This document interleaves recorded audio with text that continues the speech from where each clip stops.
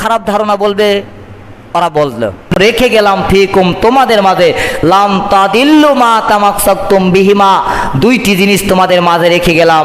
মা তামাক্সাকতুম বিহিমা কিতাবাল্লাহি ওয়া সুন্নাতি রাসূলুল্লাহ, যদি এই দুটি জিনিসকে আঁকড়ে ধরতে পারো, হাবলুন জামিয়া শক্ত করে ধরে রাখতে পারো, তবে কোশ্চিন কালেও পৃথিবীর কেউ নেই আমাকে আল্লাহর পথ থেকে বঞ্চিত করে, আমাকে আল্লাহর পথ থেকে সরিয়ে নিয়ে যায়।